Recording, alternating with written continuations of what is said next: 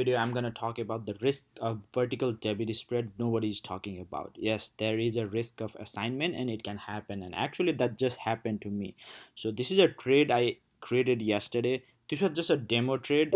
So, I make a lot of videos, as you know. So, I was kind of making a lot of people asking how to do buy debit, put debit spread in Power E Trade. And I just made one video on that.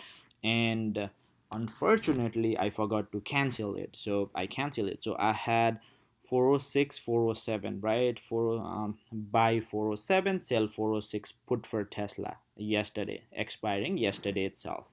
I should have choose the other date maybe, but I got the yesterday itself. It was just a demo. I was hoping I would cancel that, but I totally forgot the cancels and I saw it later yesterday night, and I was assigned. So what happened, I'll kind of tell you. So when you are long, when you are buying a call or buying a put, you do not have any risk of assignment because you are buying, you are not shorting, you are buying. But in a vertical debit spread or credit spread, whatever, you have one buy leg and one sell leg.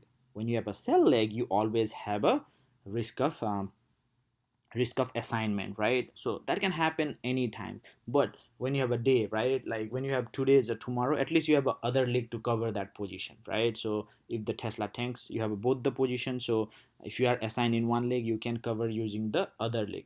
But there's a something called pin risk, and which just happened. What happened is, like, when pin risk happens, you do not have that. So basically I'm going to explain like what exactly happened. So I got 9/4. So I got expirations on September 4 expiration Tesla. So I bought 407 put and I sold 406 put, right? So that wasn't demo. I wasn't like looking up or down for Tesla. I wasn't. This was just I was showing a demo. I forgot, my mistake. I forgot to put, and it's putting me in a hole.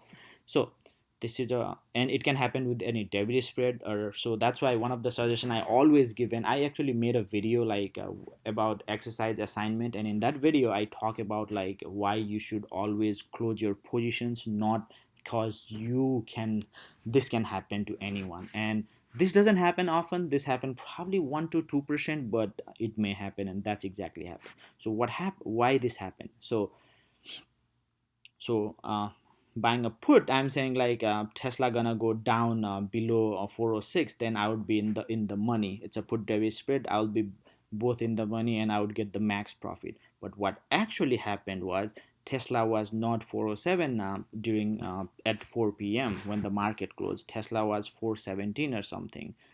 We can kind of look into if you want, but I think let's look at the chart and Tesla, and like 5 days we could see Tesla closed at 417. So Tesla, so I was not in the money, right? So I was not in the money, so everything looks good, and I should be happy, but not really, because as an option buyer or seller you can exercise up to 530, right? So upside up to, so what happened was my bought to open kind of it's not expired till 5:30. I totally forgot about this. If I knew it, I would have kind of looked into. But what happened after the 4 closed, Tesla had a news like Tesla is not going to include it in the S&P 500, and Tesla tanked. So right now Tesla is like 380 370 something, right?